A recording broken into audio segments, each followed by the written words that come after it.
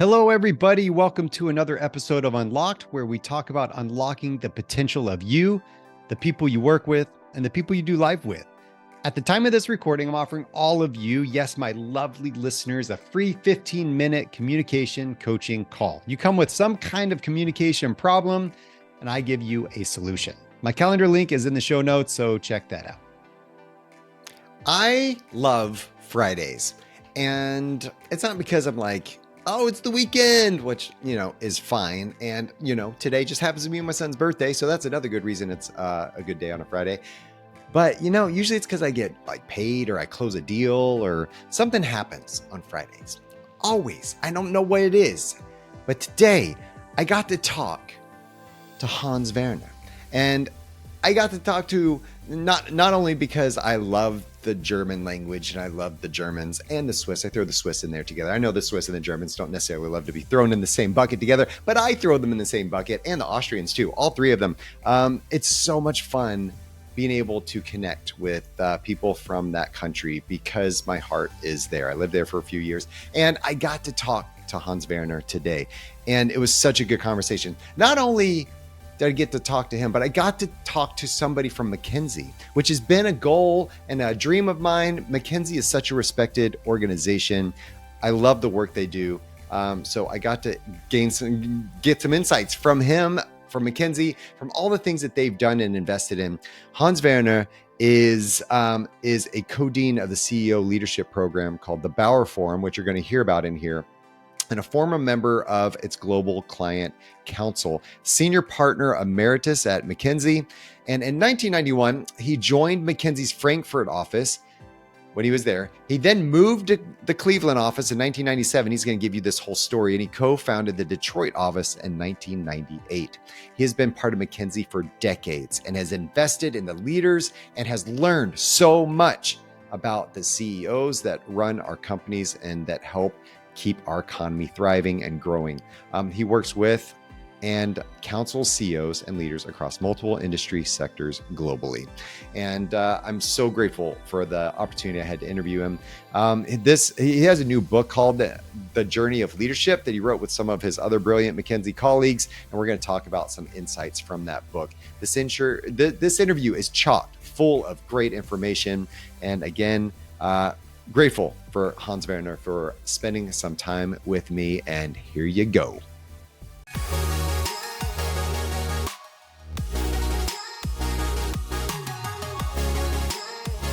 Hans-Werner, I am so excited to talk to you, man. It's good to see you. Scott, thanks for inviting me, and pleasure on my side. Yes, this is going to be so good. To have someone of your caliber and your experience is a gift for us all. And so tell us, I know why we should listen to you, but tell us give us a quick breakdown on who you are, where you come from, and why we should pay attention to anything you have to say. Yeah. So who I am. Originally, I was born in Germany, spent my first years, or call it my first 3 decades in Germany. Background-wise, even though I do not really talk a lot about it, by education, mechanical engineering, business administration, I always found the balance between different knowledge domains and how to learn about them and reconcile them fascinating. And that is also a little bit a predictor why I got interested over time in the leadership topic. As joined McKinsey and Company then in 1991, I had a short stint in the automotive industry and at Daimler Benz, which obviously is still a well-known company today, or Mercedes-Benz, as some of us obviously know it. And at McKinsey, I spent my first 6 years in the Frankfurt office, transferred in 97 to Cleveland. Folks asked me, why Cleveland in the Midwest? That seems to be a boring city. And I would say yes and no, only boring on the surface. Actually quite a nice city and in a tremendous rebuilding and rebound, like Detroit, obviously, as you can imagine, over the years. I spent a little bit less than 2 years there, transferred end of 98 to Detroit. People asked me again, you go to Detroit? That seems to be even a tougher choice than Cleveland. And I only said there's so much great potential of the city. And when you look at the rebound of the city, and I'm a very proud, if you wish, a citizen of Michigan and living in the outskirts here in Detroit, the rebound of the city in many different dimensions is fascinating, business-wise, education-wise, entrepreneurship-wise, innovation-wise. That could be a topic for a different podcast.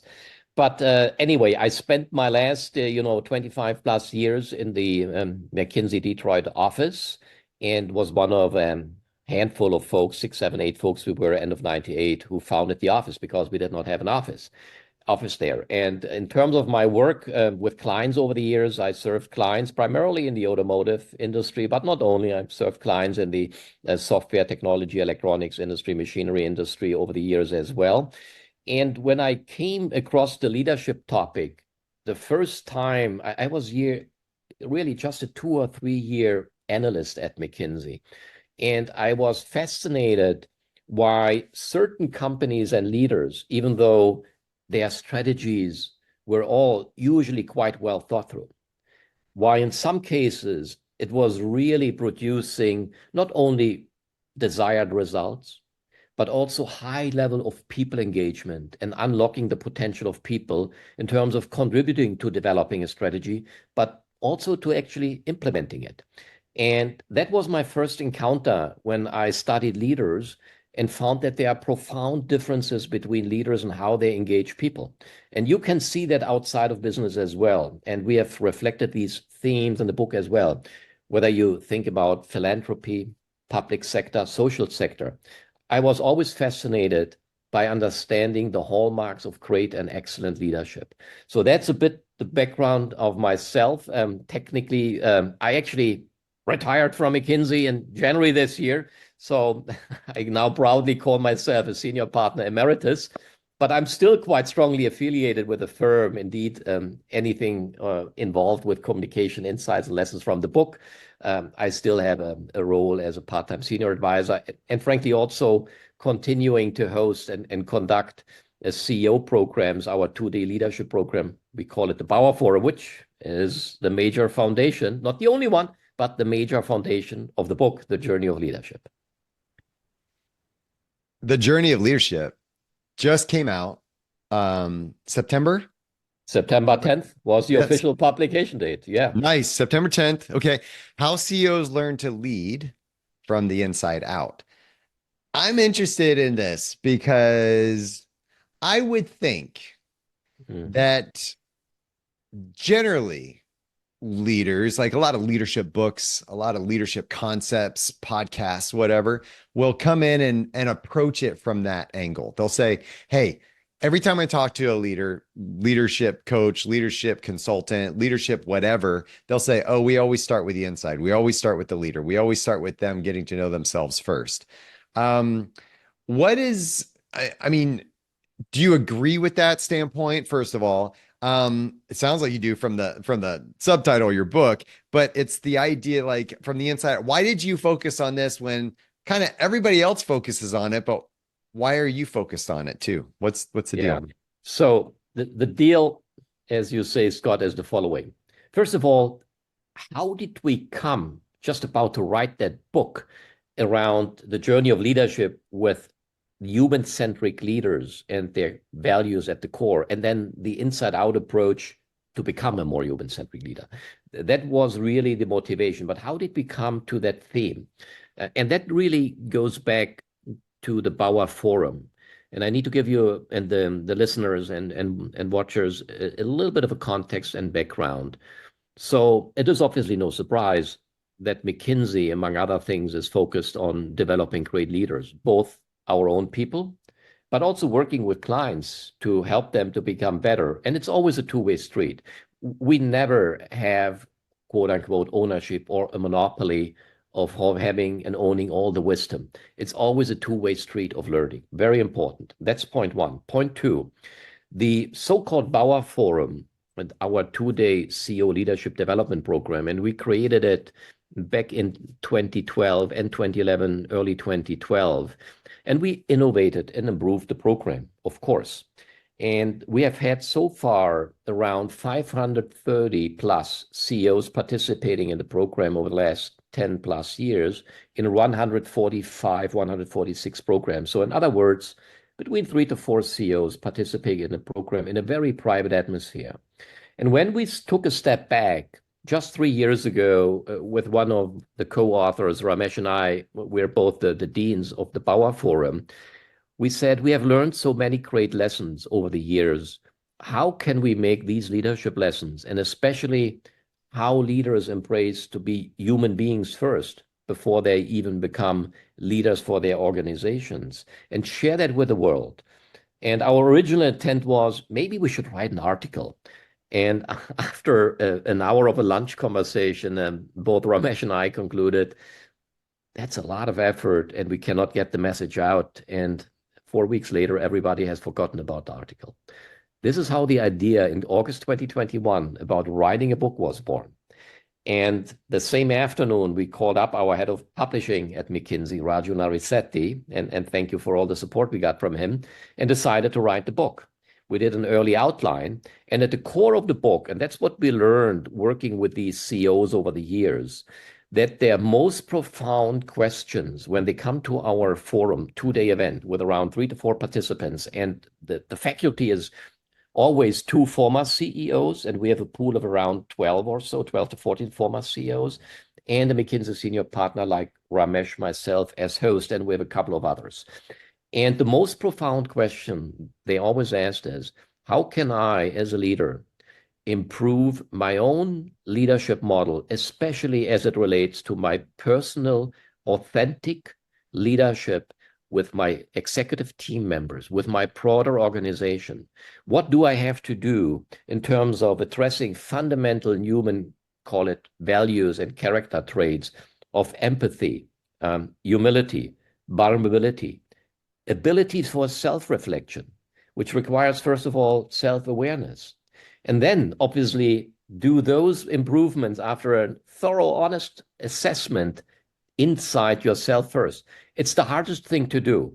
If you would be asked, Scott, where do you stand in your own view on humility, being humble, vulnerability, opening up so that you invite others to give feedback on you and to you so that you can improve, but also empathy. And doing that is not easy, but we have developed a method in that 10-year plus, called a time frame of running the Bauer Forums, and named after Marvin Bauer, an iconic builder of the firm, starting up in the 30s, actually, when the firm was founded.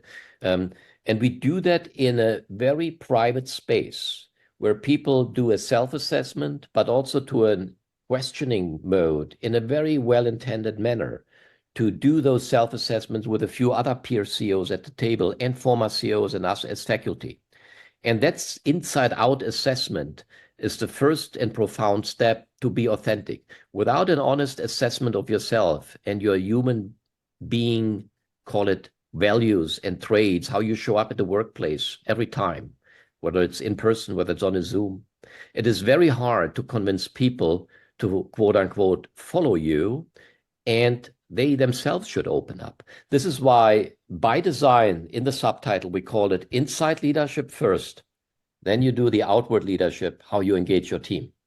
So that's the core of the book. And some folks asked us, but hold on, what about all those grandiose leadership and management techniques over the years to manage by objectives, manage by exception, cascade targets, set aspirational targets, define initiatives to pursue them? We're not saying they're wrong. They are still needed. We would call that the intellectual dimension of leadership. You still need to do that. However, in our work with real hardcore empirical data and having worked with the CEOs over the years in the Bauer Forum, our summary line is human-centric leaders are the best positioned to unlock the potential of their people. And it is at times very well captured in a few of our headlines of our chapters. Like in chapter 1, you're not the smartest in the room. Given the complexity of issues we are facing today, outside world, business world, geopolitics, the inside world, etc., you need to harness the best ideas of people around it in your executive team, but in many cases, it does go beyond your executive team, where the smartest minds are. Or I will quote one other chapter, and it's the last chapter around empathy. When you want people to care, Scott, show them first that you care. It's such a profound statement, but it really exemplifies what we mean with lead first yourself before you lead others. You talk about this vulnerability thing. And I'm a big proponent of the word vulnerability. I think too many of us walk around with what we call walls of self-preservation up around us all the time. And it's all about we put walls up because we're fearful for something. We're afraid, we're trying to hide something, we're trying to prove something to somebody, but I'm protecting myself from something. And most of the time it's protecting myself because maybe I've been traumatized in the past by some experience or some communication dynamic, but maybe it's my own insecurity, and maybe it's my own whatever imposter syndrome that I'm experiencing, which I know we're going to talk about that as well. But if I see your wall go up, then I'm going to raise my wall too, because your wall's going up and now I'm suspicious. Why is your wall going up? Is there something dangerous around here? So I put my wall up, and then everybody's walking around with walls. And then we wonder why there's so many silos and turf wars and gossip and drama around, and I'm not getting anything done. So when we talk about vulnerability, how does a CEO, okay, they're in this position of authority, they're in this position of leadership, of vision, of setting the tone for where we're going and what we're going to be doing. How do they maintain this level of authority while also balancing vulnerability? Because I don't know, like, can they be vulnerable about anything all the time? Or is that a sign of quote unquote weakness to show something like that? Yeah. So let me start with your last comment. The ingoing hypothesis, and not only hypothesis, the ingoing belief for many among us, including leaders, is that vulnerability is a weakness. Because when you're vulnerable, it means you lack an answer, you lack stamina, you may lack resilience, different words of describing being vulnerable. However, that is only what the outside perceives. In our inside, if we are honest to ourselves, we would always say, well, I am actually vulnerable. I may indeed be emotionally touched by certain incidents, by certain events, by certain, fates of human beings, of colleagues. I'm touched because I may not have the answers for a very complex business, or call it cross-business geopolitical problem, et cetera, et cetera. And admitting that is the first step of just being simply human. And when you do that, Scott, and that's our real empirical evidence and experience in working with CEOs in the Bauer Forum, but also outside of the Bauer Forum, also in client settings, you invite a different level of genuine interest and care from the people surrounding you. That can be the folks on your executive team. If you keep this circle a little bit closer to your home, it will be your family. Do you think your children would open up, Scott, what their worries are, whether they are school related to friends, doesn't matter whether they are in whatever elementary school, middle school, high school, when you are not being vulnerable, Scott, and you always say, I have all the answers, just come to me. No, they would never open up. If you draw the analogy, the same happens in the business world or in philanthropy, public sector world, et cetera, social sector world. So philanthropy invites genuine interest, genuine care, and genuine opening up of others. So, and this is, I admit, this is a hurdle we still need to overcome. It is not easy to teach vulnerability. I mean, when we spend 2 days with CEOs and they admit they are vulnerable, but to practice it in a way that is not perceived as a weakness in day-to-day life is a challenge. Now, second point I would like to make, you used a very important word, which we have been emphasizing throughout the book and actually in our Bauer Forum as well, balancing. We call it balancing acts. In other words, yes, there are moments and situations where you're absolutely vulnerable, However, at the same time, there will be situations, it could even be same situations, where you, on the one hand, show your vulnerability, but at the same time say, here is how I would like to address it together with you. And at some point, you also, as a leader, may need to make a judgment call, having heard inputs from different folks around you, trusted circles, executive team. You say, we do need to take a stance now and go that direction. Net, from all what we know, then you would need to also show the balancing act of being determined, being assertive, because the world we are living in, it is not a black or white world. We are at times always a little bit like a pendulum, going a little bit to the left, a little bit to the right. That's what we call the balancing acts. And we have actually described 5 balancing acts in the book. And one of the co-authors who has really reinforced that theme of balancing acts, Dana Mayor, she leads our people and organizational performance practice. She really, has been honing into that concept of balancing acts. That was one of the reasons we also picked it up, and we saw it in real life as well in the Bauer Forum in the CEO program. That's really smart. I know that we go into things thinking I got to be this or I got to be this, and it's not this or that. It's this and that. And how do we balance that in our world is really complex, and it's always going to be something we're going to wrestle with. And I've used this phrase a lot lately, but it's not necessarily a problem to be solved, but a tension to be managed. And how do we manage that well is going to determine how we're perceived in the future. Let me ask you about this. So I read something that McKinsey was saying that the tenure of a CEO has declined, has been on the decline. I can't remember what was it. Was it from 6 years to 5 years or 5 years to 4 years? I can't remember exactly what that was.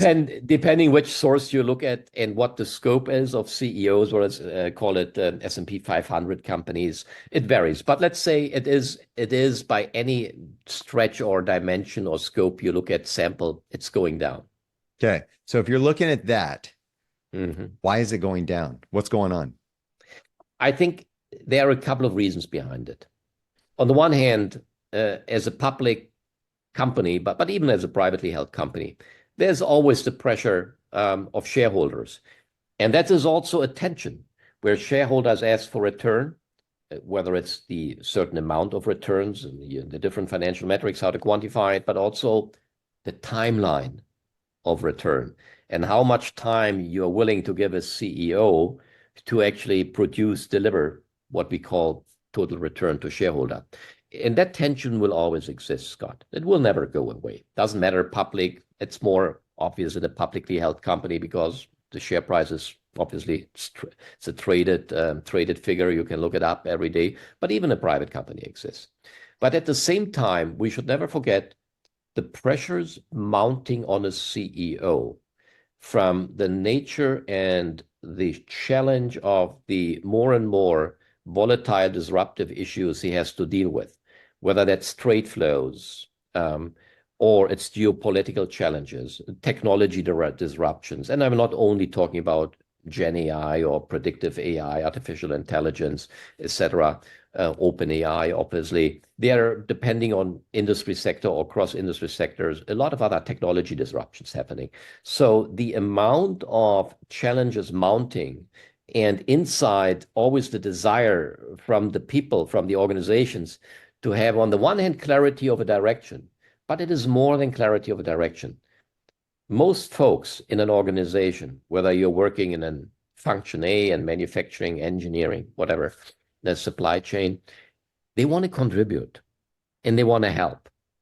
And if the pressures are mounting and there is not, I call it, an approach how to address these multiple pressures and challenges at the same time, and how do you actually work with your team inside your organization, it can be tremendous in terms of the pressure on a CEO.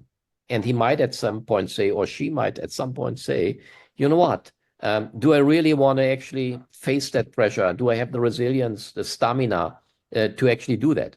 So not all these CEOs, by the way, get replaced, because the shareholders have obviously the right to replace the CEO. But there's also free choices there where CEOs simply step down. So the pressure is mounting from multiple ways, multiple directions.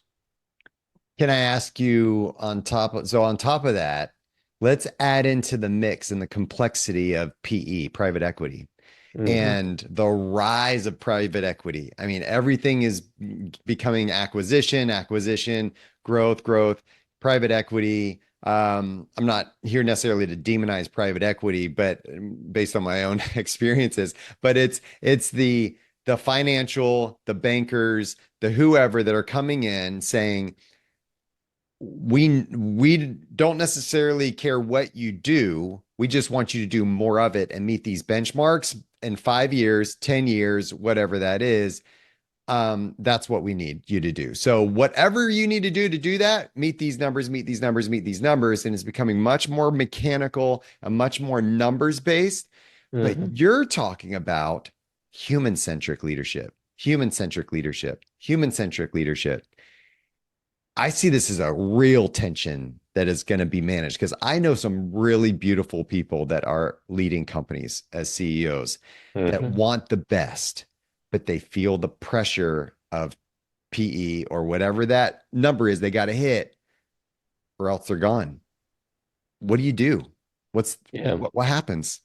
So, first of all, obviously, the fundamental value creation thesis of private equity is that a certain company, which they acquire at some point, has not leveraged or uncaptured value creation opportunities. As simple as that. And there are different ways of proving that outside in, inside assessments, et cetera, et cetera. This is why they take companies over and say, under our ownership and bringing new leadership team in, we can capture significant more value creation opportunities for the shareholder, which in that case are the private equity investors. So limited partners, general partners, different organization models with funds, etc. So that will always exist. And yes, if you look at the rise of private equity over the last, let's call it 35 years, with the first large buyouts happening actually mid-'80s and end of the '80s, that concept will always exist. Now, at the same time, and I have worked with private equity firms over the years in my time with McKinsey, and I've worked over the years with at least 3-4 different type of private equity firms. They have also learned and are learning a lesson of what unique culture they are building. In addition to being in a highly incentivized environment, if you deliver result XYZ, we reward you, dear CEO and management team, in a way of XYZ, et cetera, a multiple behind it. That's true. But I do think, Scott, that there are quite a few private equity firms out there. And even 10 days ago, I actually talked about the lessons learned from the Journey of Leadership book with one private equity firm. And they have or are embracing the importance of culture and human-centric nature of culture more and more. And it is true, it varies. I mean, certain private equity firms do it more, others do it less. No question about it. But I could easily list 2 or 3 of these private equity firms I'm quite close to, who have and are embracing human-centric leadership. And, Scott, flip side of the coin, or just the other side of the same coin, they actually get better results. Why?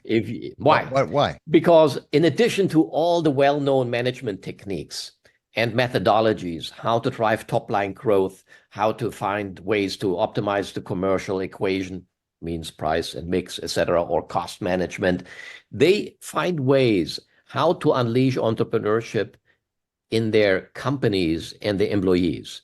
There are even models out there where ownership of equity in the acquired portfolio company, in the broader portfolio of a private equity firm, obviously organized with usually with different funds, that you create simply more ownership when you deal with people in a way that you treat them as human beings. Everything we wrote in our book, if you embrace these principles, you have a very different level of followership and commitment on entrepreneurship. Think about you. If you would be part of a company and you would be, let's say, a supervisor at a production line in a manufacturing facility, making, let's say, whatever, windows. Let's take the example, windows or doors. And you have an equity stake in the company, and you would not only be reimbursed because you may have a fixed salary, you may have an hourly salary, you might get paid for overtime, all those good things. But if you have an equity stake and say, if I can really deliver a certain output of doors, windows in a superb quality, always meet delivery targets, and I know that my shareholders will actually reward it in a way how equity is quote unquote rising, you have additional motivation behind it. Now, this is the financial motivation, very clear.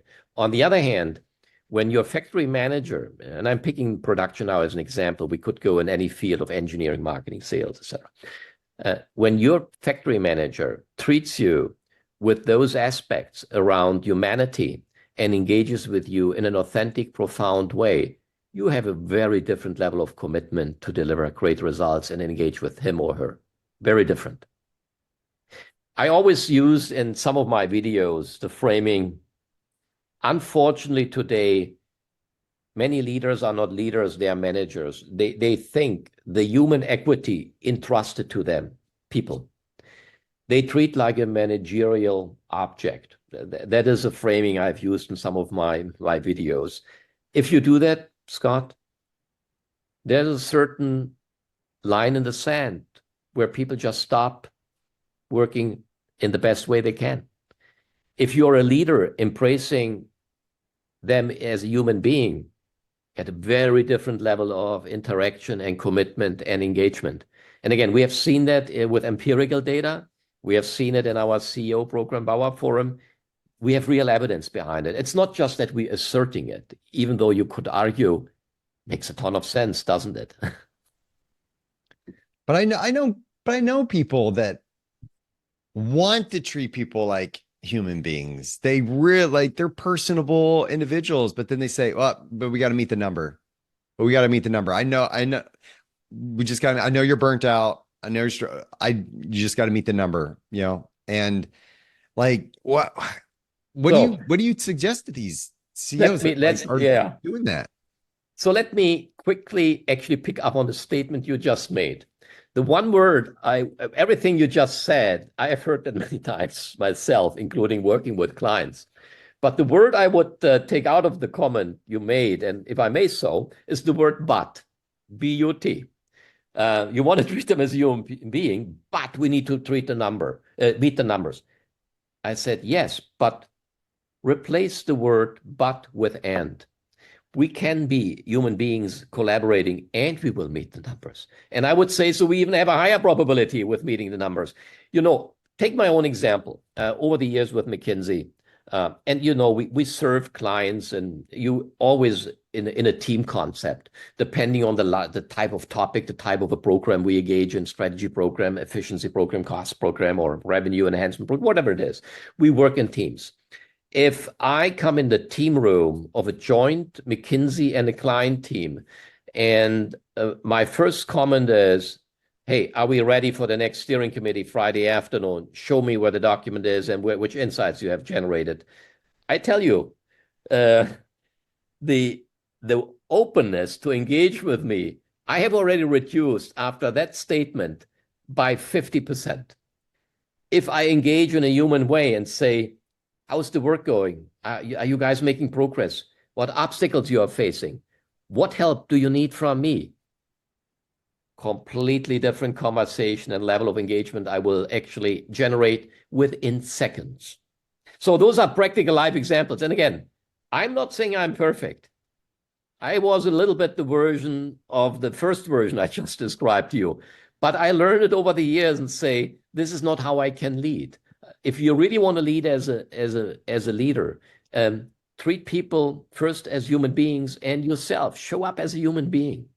Yeah, we have one colleague.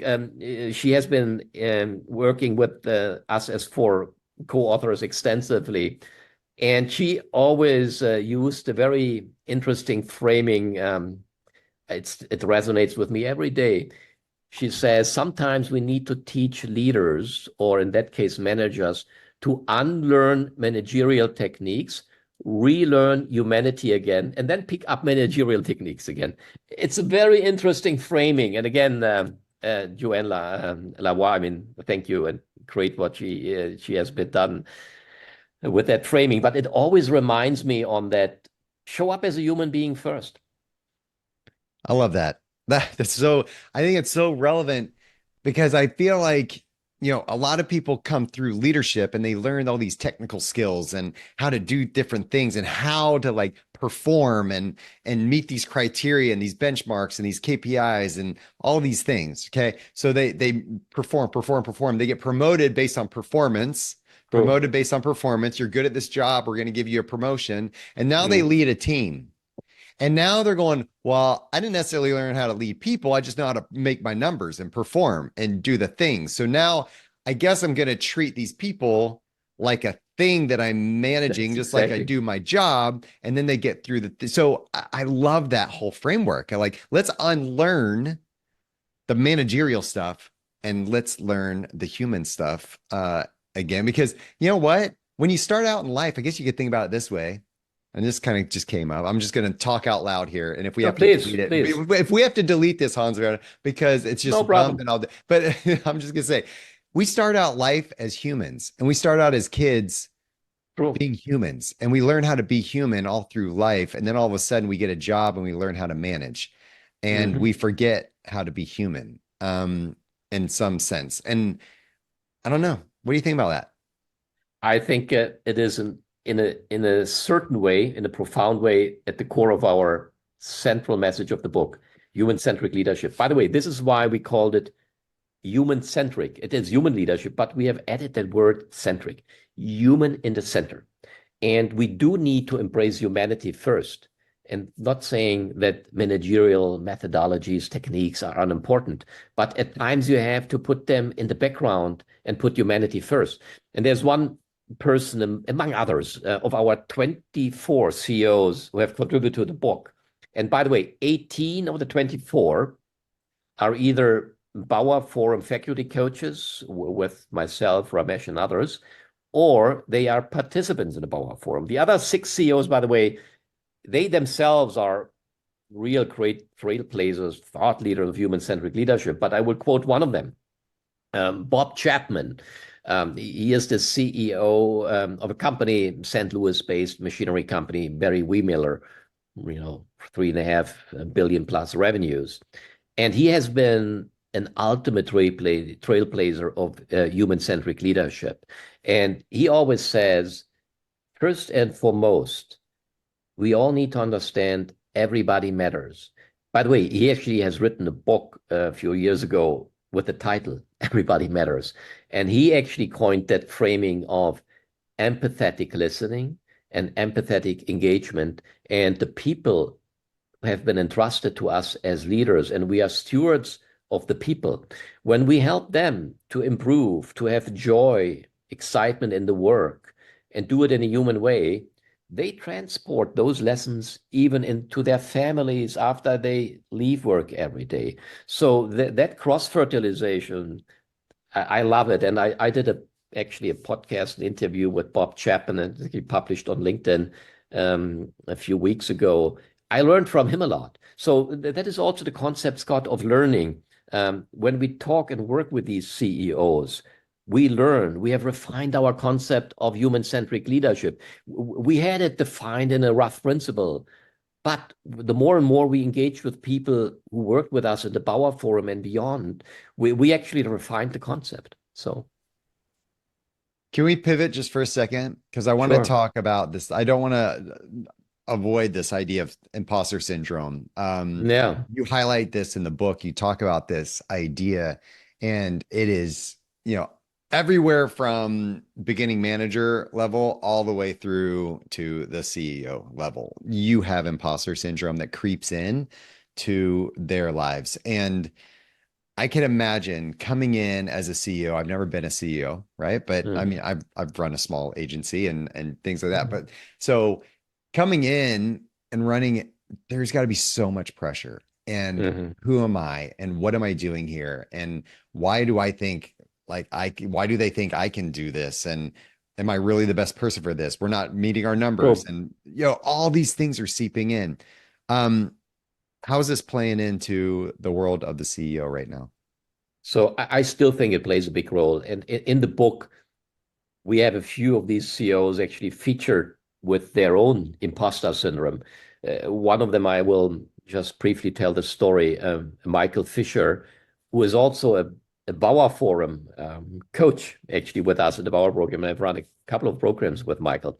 When he became CEO of Cincinnati's Children's Hospital uh, with no medical background, Scott. And they had a family company at home. He had held different other leadership, including CEO positions. He had indeed a strong imposter syndrome. On the one hand, there was a unique opportunity to improve innovation capability, patient outcomes, patient care, patient satisfaction, especially for children. That's obviously the focus of the Cincinnati Children's Hospital, which is now, over many years, one of the leading, actually, institutions for children care in the United States and frankly, also globally. He came into that role and said, am I the right person here? Even though he accepted the job. But sometimes the imposter syndrome not only sets in before you accept the job, it is especially setting in after you have accepted the job and see the type of tasks and challenges you have. And he was wondering, I have zero medical background. Will those doctors, will they actually accept me? How do I connect with the medical staff, the nurses? How do I connect with patients? But what he learned is, by engaging with his different stakeholders and colleagues within the organization, within the institution, that there was a profound way of value he could generate by building a team of collaborating, by driving innovation, by setting new standards and targets for innovation for the outcome, better patient outcome. And again, in the book, there are many more details. He has done and devised a fantastic program to actually drive a patient safety, high quality patient outcomes, et cetera, et cetera. But he brought different ways of leading and thinking and innovation. And this is how he overcame through an imposter syndrome, which was strong in the beginning. And imposter syndrome, Scott, what it is, on the one hand, it is quite human. We all have our self-doubts. You take something on and then you say, I'm not so sure I should have actually taken that on. Am I really the right person in the job to actually pursue it? So, and there is a notion linked a little bit to imposter syndrome, which can be healthy, which is that concept of vulnerability and humility, where you actually question yourself a little bit. Obviously, the questioning should not become that strong that it limits your excitement, your energy, and your confidence, then it is negative. But at the beginning, a little bit that sense of, you also use the word insecurity. Yeah, that helps. Even in our firm at McKinsey, I remember the very first couple of years I joined, 1991 and 1992. And I asked a lot of questions to more senior folks around me, including partners, senior partners, which we called directors at the time. They were to some degree actually out of reach. I mean, they were very, elevated people, I would call it. I think we are proud today, absolutely, that we have a very healthy, working across different experience and seniority levels. But I was asking myself and colleagues who have been at McKinsey a longer time, so what is typical? What is a profile of a McKinsey consultant? The word I heard a lot was, you even hear it to some degree today, is insecure overachiever. So you always have a little level of insecurity. Because you have that level of insecurity, you think you need to overachieve to compensate for it. And to some degree, it is okay and healthy. But if it limits your emotional well-being, it's a little bit a link to the imposter syndrome, then it becomes more an obstacle. So you need to engage and look deeply into yourself, but also get the advice from folks who went with a similar situation. Then you can absolutely for surely overcome it. I mean, you're so right. I mean, everybody has it all the time, every day, whether it's me being called off the bench to go into a sports game or, play a game in some sport or whatever it is at work, or maybe it's have a new baby and I don't know if I can be a good dad and like, True. who am I? And I mean, we live this all the time. And All the there's time. parts of it that are like the healthy piece that yeah, you probably should be a little uncomfortable with this thing. And that discomfort is a sign that we're about to learn something or that we're about to move forward into some unexplored territory that is going to help us learn how to be better at that thing. And if we embrace it that way, I love your thought, right? It's like we got to make sure it doesn't create toxicity in us, but Exactly. help us grow and move into that next stage. If so how do you make sure that CEOs don't dip into that world of toxicity? What do you pick up as either signs that they are going there, or how do you help them stay out of that or prevent it? Yeah. So toxicity or toxic behavior or leadership dynamics, I would say, Scott, in my experience, not only in the Bauer Forum, the CEO program, but also with work with clients over, the 33 years I was with our firm, and even now, it is the most significant, call it obstacle and barrier for outperformance of any organization. And I'm not only talking about financial results. When I talk about performance, we have created in McKinsey an approach. We call it the Organizational Health Index. There's even a data-driven tool behind it, OHI, Organizational Health Index. If you don't watch toxicity and behaviors leading to it, or call it representing it, you can destroy an organization. And rebuilding trust and such a culture of openness and collaboration is usually 5 or 10 times harder than destroying it, because you have kind of misused trust. And therefore, the conclusion or what actions could you take, you need to have what I would call a little bit an early warning system of seeing toxic behavior. And toxic behavior usually starts with single individual leaders who have a certain, call it visibility in an organization. And when that is repeated, such toxic behavior, there are two different things which can happen. On the one hand, some folks might say, if they are really not embracing human leadership, well, it's actually okay to be a little bit nasty at times, call it toxic. And senior leaders could almost create a little bit of a platform that toxic behavior and leadership dynamics become to some degree acceptable, and say, well, sometimes it's okay to be a little bit tough, to be a little nasty against colleagues. On the other hand, that's the other group of colleagues. They completely withdraw. They shut off. They say, this is not the place I want to be. At some point, I may indeed consider leaving. I will just do my day-to-day job, but I will not go above and beyond what I would be able to do.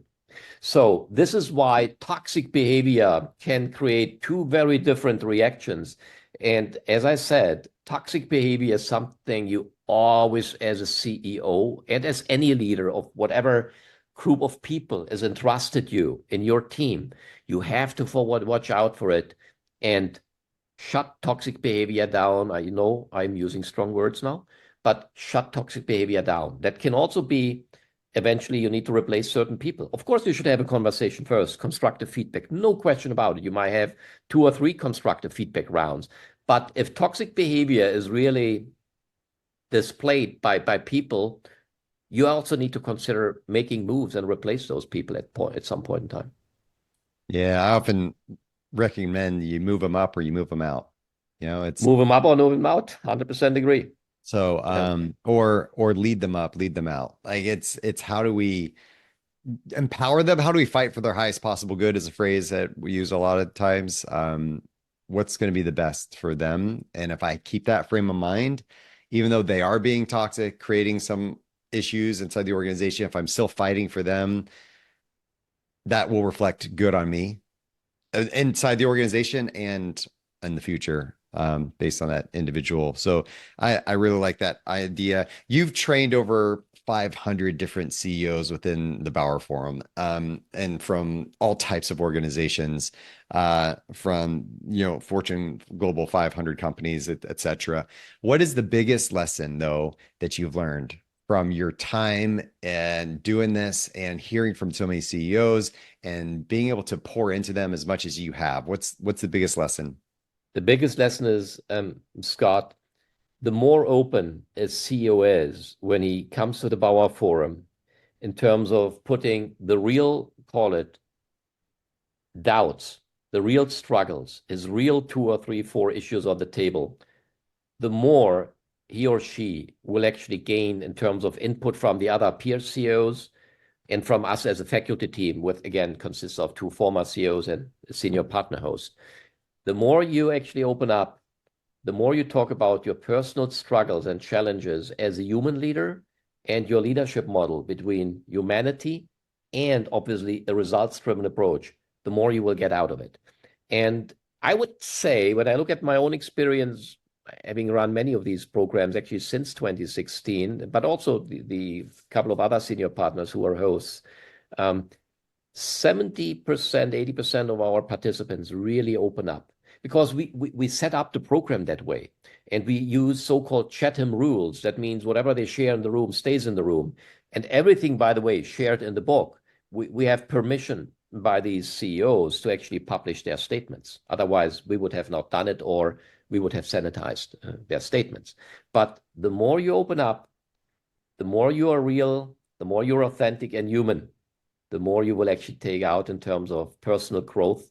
And we like to use the framing personal reinvention. And we know reinvention doesn't happen within 2 days only. We are no fools. We know that.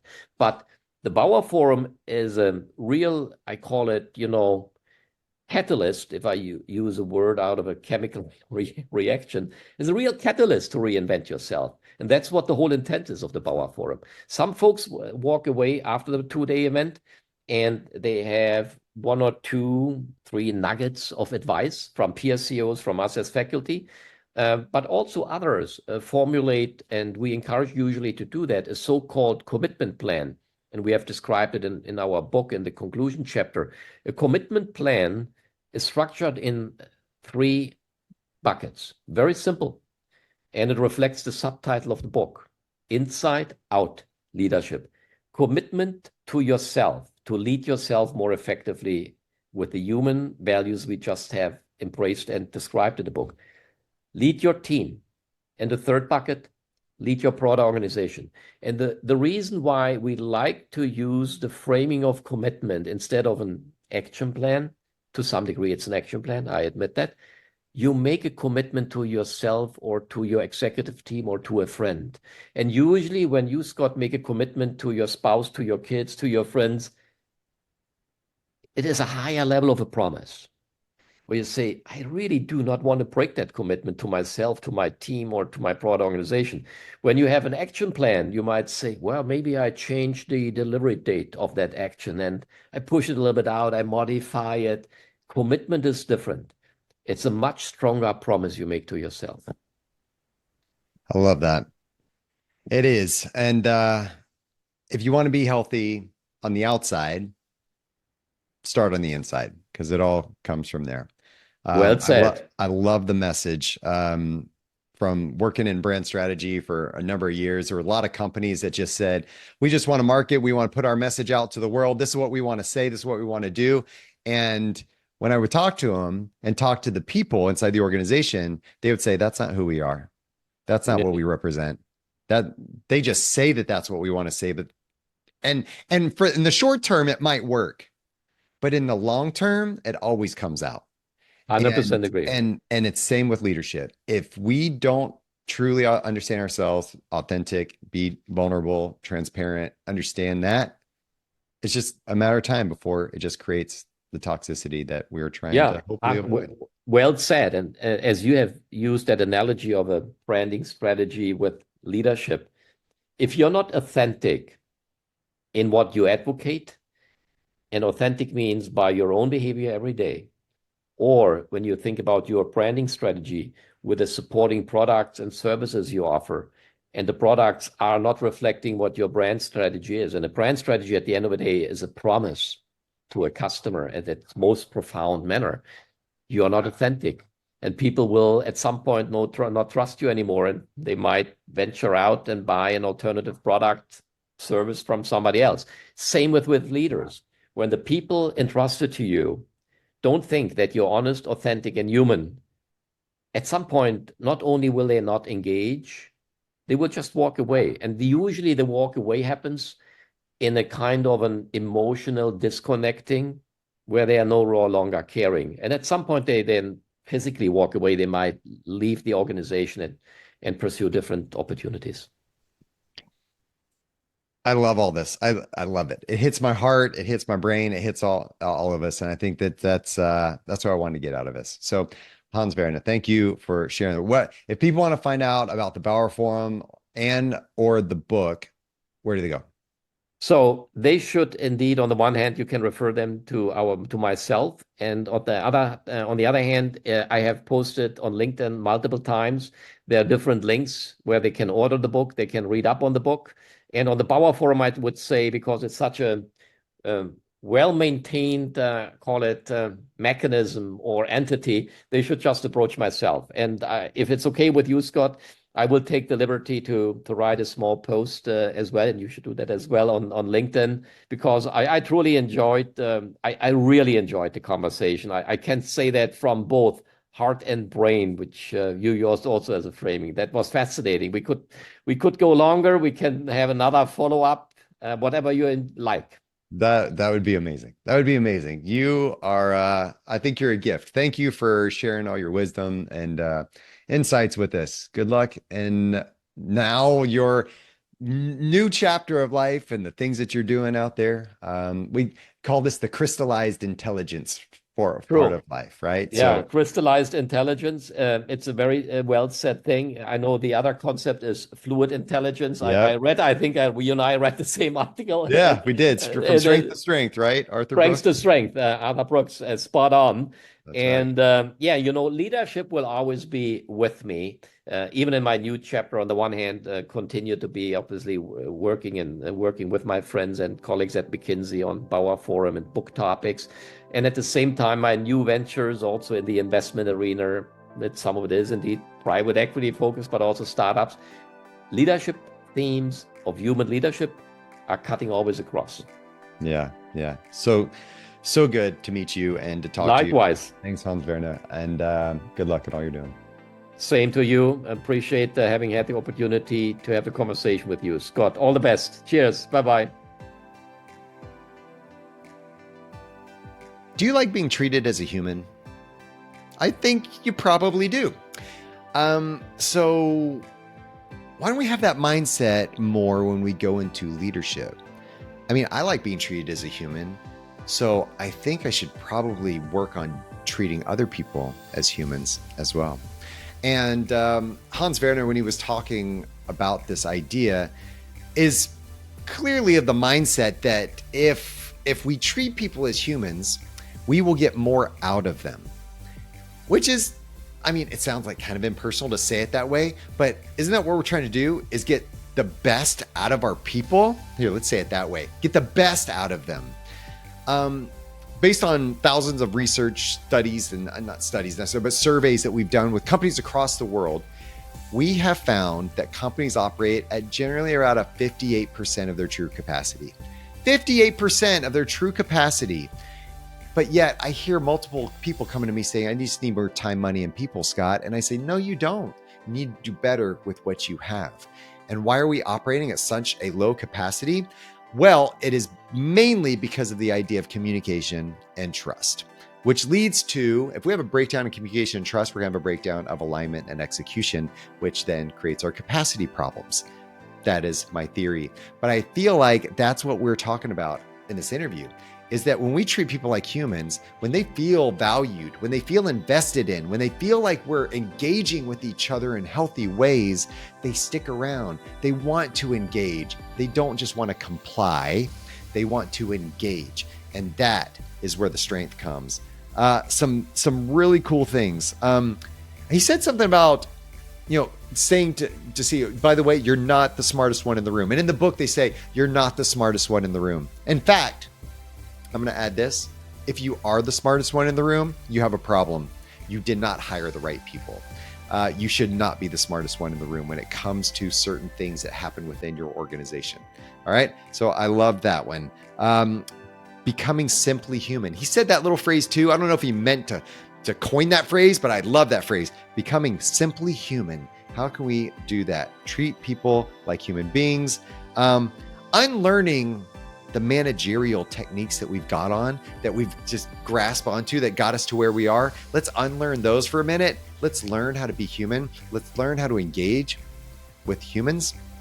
And then let's layer over that the managerial stuff. We do need to manage projects. We do need to manage tasks. There are things that we need to manage. People need to be led. Okay. People don't want to be managed. They want to be led, especially the younger generations. And let's look forward to this idea. I love this persistent reinvention. And if we go into mindset, I'm persistently reinventing myself, we're going to go so much further than we could if we're not having that mindset. So I love this idea. Thanks, Hans-Werner, for being here, and all of you for listening to another episode. If you want to find out more information about me or check out the show notes where there's going to be more information and links to the things referenced in this episode, visit SkotWaldron.com. And lastly, I'm asking for a little bit of love, just a little bit. So please take a moment, follow, rate the show. The algorithms like that. It helps me get the word out. I really appreciate it. Thank you. And until next time, stay unlocked.